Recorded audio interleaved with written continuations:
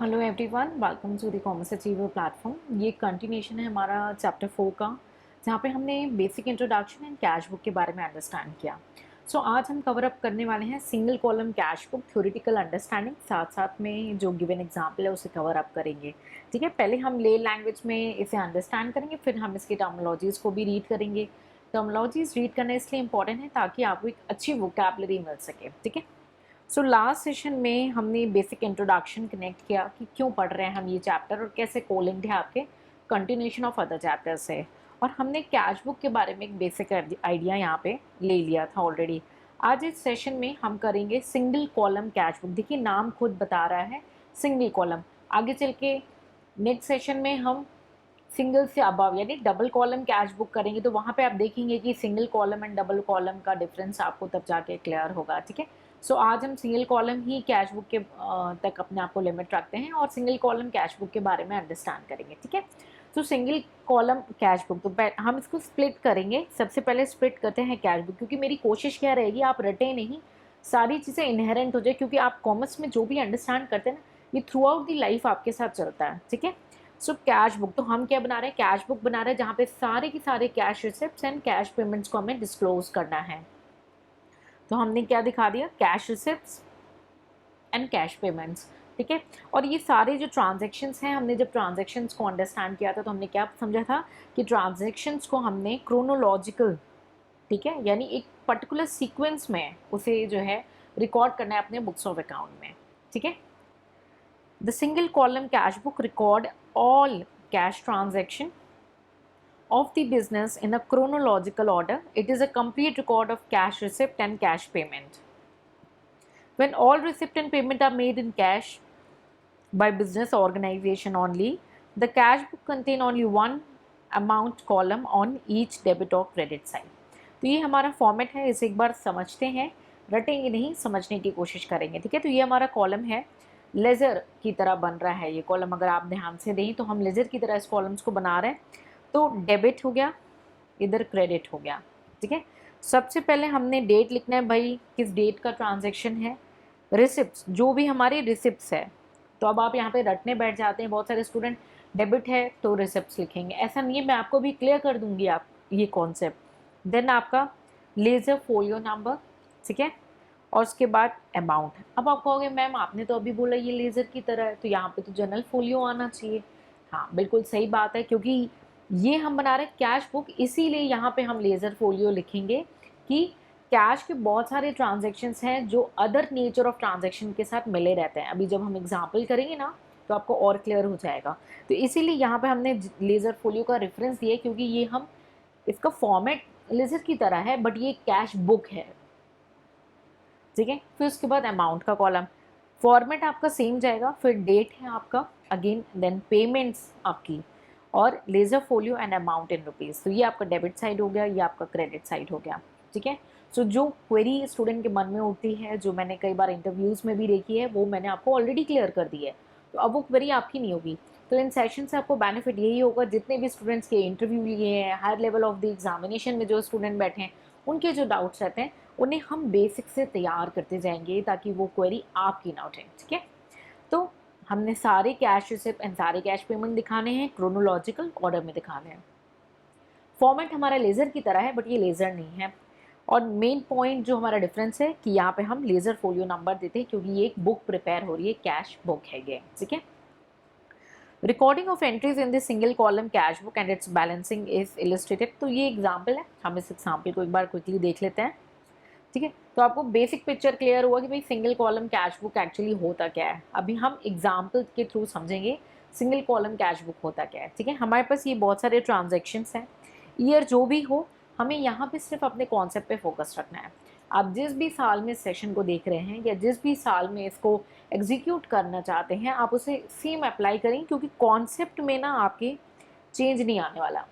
कोई भी अगर अमेंडमेंट्स या अपडेट्स आएगा उसे हम आपको अपडेट करेंगे, बट कॉन्सेप्ट आपका एज इट इज़ चलेगा। सो कॉन्सेप्ट को आप कमांड करेंगे, अभी आपका फोकस कॉन्सेप्ट पे होना चाहिए। ठीक है, तो हमने देखा बहुत सारे ट्रांजेक्शन है हमारे सामने।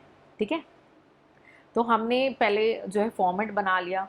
भाई फॉर्मेट में हमें कैसे बनाना है, देखिए example they, consider the following transaction of message रोपा ट्रेडर्स, ठीक है।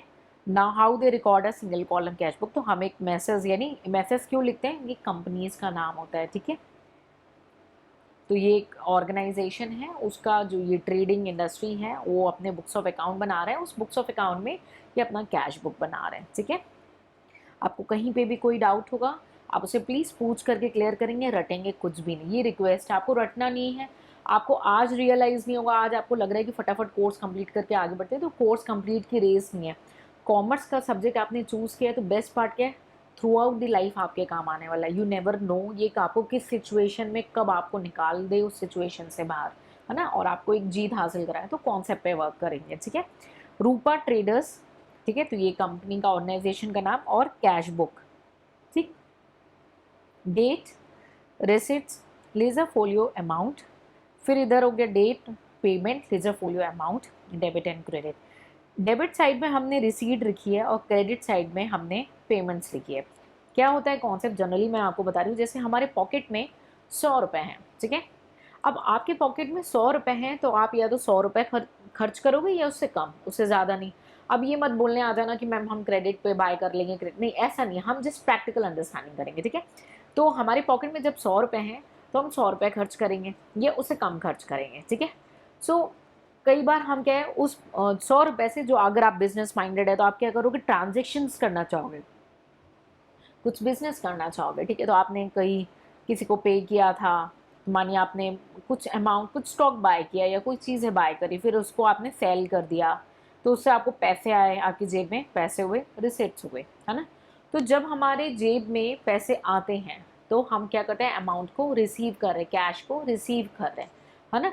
तो जब हम कैश रिसीव कर रहे हैं, तो अगर आपने हमारे जो अकाउंटिंग का हमने जो फॉर्मूला अंडरस्टैंड जनरल रूल पढ़ा था, उसमें debit the receiver credit the giver, ये पढ़ा था, लेकिन इसको भी आपने रटना नहीं है, समझने की कोशिश करेंगे।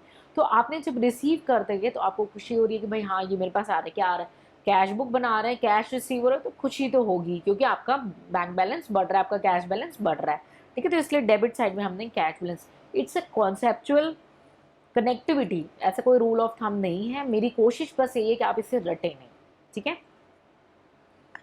तो पहला जो ट्रांजेक्शन है हम देख लेते हैं, कैश इन हैंड। तो कैश इन हैंड तो हमने ऑलरेडी लास्ट सेशन में कवर अप किया था कि हमें बिगनिंग किससे करनी है। अगर नया बिजनेस है तो कैश इंट्रोड्यूस करेंगे, अगर ओल्ड बिजनेस है तो ब्रॉड फॉरवर्ड और कैरी फॉरवर्ड होगा लास्ट ईयर का बैलेंसेस, ठीक है। तो कैश इन हैंड 1 नवंबर का 30,000, ओपनिंग बैलेंस है, आया है, अब इसको भी रटना नहीं, कैश है, आया है, जब आता है तो खुशी लेके आता है ना, कैश आया है, जेब में पैसे आए तो खुशी होगी, है ना। So to balance brought down, brought down क्यों होता है ये हमने ऑलरेडी डिस्कस किया है, 30,000 रुपीज़। आई बिलीव यहाँ पे क्यों इसे रिसीट साइड में दिखाया, क्यों इस अमाउंट से दिखाया, ये आपको क्लियर होना चाहिए, इससे रटेंगे नहीं। सेकेंड ट्रांजेक्शन है cash receive from Gurmeet, again खुशी हो रही ना, पैसे आ रहे हैं, रिसीव हो रहा है, किससे हो रहा है, गुरमीत से हो रहा है, ठीक है। तो भाई किससे हो रहा है ये आइडेंटिफाई करना ज़रूरी है। तो सबसे पहले तो हमें ये फाइंड आउट करना है कि हमें डेबिट में एंट्री करनी है या क्रेडिट में करनी है, रटना नहीं है, इसे समझना है। सेकेंड, हमें पर्टिकुलर्स में यानी रिसिप्ट या पेमेंट में किसका नरेशन देना है। थर्ड होता है अमाउंट क्या लिखना है, क्लियर। तो गुरमीत से पैसे है तो गुरमीत एक आइडेंटिटी है, एक इंडिविजुअल आइडेंटिटी है, और रिसिप्ट हो रहे हैं तो रिसिप्ट साइड में हम आ गए, है ना। अमाउंट हमारा 12,000। आई बिलीव आपको क्लियर हो रहा, आप रट ना रहे हो इसे, ठीक है। उसके बाद इंश्योरेंस पेड, अब जेब में से पैसे गया, कितना ख़राब लगता है ना, पेमेंट करनी पड़ती है जब। एनुअल इंस्टॉलमेंट आपका 6,000 का है तो हम पेमेंट साइड में आ जाएंगे, पेमेंट साइड में आ गए, पहला ये चेक किया। दूसरा चेक किया क्यों पेमेंट हो रही है, इंश्योरेंस की वजह से पेमेंट हो रही है, तो आपको नेचर जानना ज़रूरी है, ठीक है। फिर अमाउंट आपका 6,000, ठीक है। I believe it's clear. Next, third, purchased furniture. अब फर्नीचर जब हम ले आते हैं ना, अपने मानी शॉप पे ला रहे हैं, तो फर्नीचर जब ला रहे हैं तो पैसे जेब से जा रहे हैं, यानी आप पेमेंट कर रहे हैं, तो अगेन हम पेमेंट साइड में एंट्री करेंगे। क्यों कर रहे हैं, फर्नीचर की वजह से कर रहे हैं, तो पहले आपने आइडेंटिफाई किया, पेमेंट साइड में एंट्री होगी, फिर आपने नेचर बताया, फर्नीचर की वजह से कितना अमाउंट है, 13,800, क्या। नेक्स्ट है आपका sold goods for cash.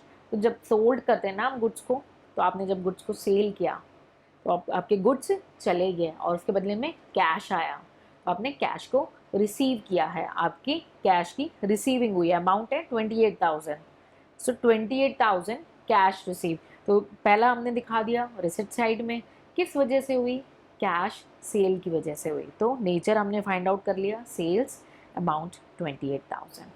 Clear? शुरू में बहुत ही पेशेंटली करना है, हड़बड़ा के नहीं करना है। एक बार आपको जो है ना इस पर स्ट्रेंथ आ गई, कमांड आ गया, सो बहुत ईजी है ये। ठीक है, नेक्स्ट, परचेज गुड्स फ्रॉम मुदित। अब मुदित से मैंने गुड्स परचेज किया तो मेरे पास क्या आया, गुड्स आया, लेकिन उसको पेमेंट करनी पड़ेगी, पैसे देने पड़ेंगे, तो कैश चला गया, कैश चला गया। ठीक है, सो किसकी वजह से गया, गुड्स परचेज की वजह से गया है। ठीक है, अब यहाँ पे दो क्वेश्चन आपके माइंड में आने चाहिए कि क्या हम यहाँ पे मुदित दिखाएं या परचेज दिखाएं। अगर आपके मन में ये क्वेश्चन नहीं आ रहा है, यानी आप कॉन्सेप्चुअल अंडरस्टैंडिंग पे ध्यान नहीं दे रहे हैं। आपके मन में ये क्वेश्चन आना चाहिए कि मैम मुद्दत दिखाऊं या कैश दिखाऊं, परचेजेस दिखाऊं, सॉरी। तो यहाँ पे हम दिखाएंगे परचेजेस, रीजन बीइंग क्योंकि कैश में परचेज हो रहा है, मुद्दत की आइडेंटिटी उसके बाद खत्म हो जाएगी, परचेजेस की आइडेंटिटी हमारे साथ चलेगी। क्लियर है? सो पेमेंट कर रहे हैं तो पहले हमने आइडेंटिफाई किया payment side, nature purchases, amount 17,400। Clear? Next, purchase stationery. तो आपने क्या किया, जब स्टेशनरी परचेज किया तो फिर आपकी जेब से पैसे गए, आपने क्या किया, पेमेंट किया। क्यों किया, स्टेशनरी की वजह से किया। कितना है, 1100। तो हमने पहले आइडेंटिफाई किया payment side, nature stationery, amount 1100। Date भी ध्यान देते चलेंगे, उसको मैं अभी इग्नोर करी क्योंकि मेरा फोकस आपको कॉन्सेप्ट पे फोकस कराने का है। ठीक है, और साथ ही साथ एक तरीके से आपकी जर्नल एंट्री भी रिवाइज कर रहे हैं हम। उसके बाद cash paid to Rukmani in full settlement of account 12,500। अब पेमेंट हो रही है, ठीक है, किसको हो रही है, रुकमनी को। भाई रुकमनी से हमने कुछ लिया था क्या, रुकमनी से हमने कुछ लिया था, हमें सबसे पहले देखना है कुछ गिवन था स्पेसिफिकली रुकमनी का आगे, नहीं इसमें कुछ आगे गिवन नहीं था। कुछ होता तो हम देखते ना कि पूरा पेमेंट हुआ है, कम पेमेंट हुआ है, डिस्काउंट तो नहीं दे दिया, वो देखने के लिए हमने देखा। तो अभी हमें कोई भी चीज़ ये मिली नहीं, तो रुकमनी को हमने फुल पेमेंट करनी है, 12,500 पेमेंट करी, जेब में से पैसे गए, तो पेमेंट साइड आ जाएंगे। ठीक है, पेमेंट साइड आ गए, किसको की, रुकमनी को की, कितना, 12,500। क्लियर? उसके बाद आते हैं सोल्ड गुड्स टू कमल। कमल को गुड्स सेल किए, सेल किया गुड्स, तो गुड्स चले गए और हाथ में क्या आ गया, पैसे, क्या आए, कैश आया। किस वजह से आया, सेल्स की वजह से आया। ठीक है, सो रिसिप्ट की साइड आ गए, ये आइडेंटिफाई किया, सेकेंड में नेचर सेल्स, थर्ड में अमाउंट 18,200। क्लियर है? Next, paid monthly rent. अब किराया देना है, जेब में से पैसे गए, तो payment side, nature rent 2,500। Clear? I believe मैं बहुत जल्दी नहीं बोल रही हूँ, आपको समझ में आ रहे हो कॉन्सेप्ट। लेकिन अगर कोई डाउट रहता है, आप एक ऐसे एस्पिरेंट, एक ऐसे स्टूडेंट हैं जिनको आपको लग रहा है मैं थोड़ा सा स्पीड में बोल रही हूँ, आपको कॉन्सेप्ट किसी भी ट्रांजेक्शन में क्लियर नहीं है, प्लीज़ आप उसे पूछेंगे। ठीक है, उसके बाद पेड सैलरी। तो सैलरी आपने क्या की, पे की, तो पेमेंट में सैलरी, नेचर, अमाउंट आपका 3,500। Agree? Next, deposit into the bank. ठीक है, जनरली मिस्टेक करते हैं स्टूडेंट, बैंक में जब डिपॉजिट किया तो किसको पैसे मिल रहे हैं, बैंक को, बट जेब से पैसे जा रहे हैं, तो कैश हमारे जेब से गया। ठीक है, तो पेमेंट साइड किस में, बैंक में, कितना अमाउंट, 8,000। ठीक है, अब ये लास्ट ट्रांजेक्शन था 30 नवंबर का, तो ये हमारा बैलेंस निकल के आ जाएगा 23,400। ये हमारा बैलेंसिंग फिगर है, ये आपका डिफरेंस जो है निकल के आ जाएगा, और इसको आप फिर ब्रॉट डाउन कर दोगे यहाँ पे 1 दिसंबर को। आई बिलीव यहाँ तक आपको कोई भी डाउट ना हो, आप क्लियर इसे अंडरस्टैंड कर पा रहे हो कि हमने इसे कैसे दिखाना है। ठीक है, तो उसके बाद जब हम कैश बुक बनाते हैं, कैश बुक में एंट्री हो जाती है, तो हमें इसके बाद posting of single column cash book हमारा जो रहता है, उसके बारे में उन्होंने नैरेटिव दिया कि भाई लेफ़्ट साइड। अब बहुत सारे स्टूडेंट कंफ्यूज होते हैं लेफ़्ट साइड में, तो आपका हाथ आप देख लो, कौन सा आपका राइट हाथ है, कौन सा आपका लेफ़्ट साइड है।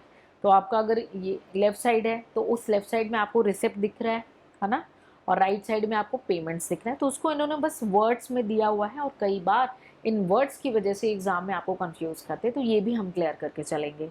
लेफ्ट साइड में कैश बुक के रिसिप्ट्स है, रटना नहीं, बिल्कुल क्लियर है हमारा लेफ्ट साइड ये, और रिसिप्ट्स है हमारे यहाँ पे लेफ्ट साइड में। राइट साइड में पेमेंट्स है, ठीक है। As cash where the right side of the cash book shows all the payments, ठीक है। The account appearing is then debit side of the cash book are credited and then respective ledger is be received in respect of them. यानी ये कहना क्या चाह रहे हैं, हमने जो इंडिविजुअल अभी कैश बुक में ट्रांजेक्शन करी है उसका रिवर्स नेचर हमें अदर अकाउंट्स में है। फॉर एग्जाम्पल हमें एक एग्जाम्पल लेके चलेंगे, सिर्फ एक, ठीक है। सबसे पहले कैश इन हैंड तो हमारा ओपनिंग बैलेंस था, तो कोई बात नहीं, हम गुरमीत का लेज़र लेते हैं। सिर्फ एक मैं कराऊंगी, सिर्फ कॉन्सेप्ट समझाने के लिए, और आप फिर उसके बाद कॉन्ट्रा एंट्रीज को देख लेंगे। कोई डाउट होगा आप उसे पूछ के क्लियर करेंगे, ठीक है। कैश रिसीव किया था, कितनी खुशी की बात है ना। रिसीविंग साइड में हमने क्या दिखा दिया था, टू गुरमीत करके 12,000 ये दिखाया था ना, गुरमीत करके 12,000। अब गुरमीत का लेज़र जब बनेगा वहाँ पे बाई कैश हो जाएगा, रटना नहीं है, इसको समझना है। So in the books of Rupa Traders Gurmeet का जब हम लेज़र बनाएंगे तो सेम डेट पर्टिकुलर, अब देखिए यहाँ पे क्या है, जर्नल फोलियो कॉलम है, इसीलिए मैंने आपको वहाँ पे फॉर्मेट को डिटेल में एक्सप्लेन कराया था। और ये अमाउंट है, फिर डेट पर्टिकुलर जर्नल फोलियो और अमाउंट है, ठीक है। वहाँ पे गुरमीत को हमने टू गुरमीत किया था कैश बुक में, यहाँ पे बाई कैश आपका 12,000 आ जाएगा, बाई कैश 12,000 आ जाएगा। आई बिलीव आपको क्लियर हो रहा हो और कोई डाउट नहीं हो रही। ऐसे जितने भी नेचर ऑफ द ट्रांजैक्शंस हैं हमारे, ठीक है, उन सारी ट्रांजैक्शंस को हम ऐसे ही अपने बुक्स ऑफ अकाउंट में शो करते हैं, ठीक है। सो आई बिलीव आपको ये क्लियर हो रहा हो कि जो है हम कैसे डिस्क्लोज करते हैं single column of the cash book. आपको जर्नल एंट्री तो ऑब्वियसली अच्छे से आनी चाहिए, नहीं तो ये भी मिस्टेक हो जाएगा इस एग्जाम्पल में। और इस सिंगल कॉलम कैश बुक के जो ट्रांजैक्शन में आपको कोई डाउट है आप उसे पूछ सकते हैं। ये सारे लेजर्स हैं, इसको आप फॉर होमवर्क यहाँ तक आप कवर अप कर लें, ठीक है। और कोई डाउट है you are free to ask any time, लेकिन रट के नहीं जाएंगे, कॉन्सेप्चुअल अंडरस्टैंडिंग पे कमांड करके जाएंगे, मेरी आपसे ये रिक्वेस्ट है, ठीक है। सो मिलेंगे नेक्स्ट सेशन में, कुछ नया सीखेंगे। Till then take care, bye bye and जय हिंद।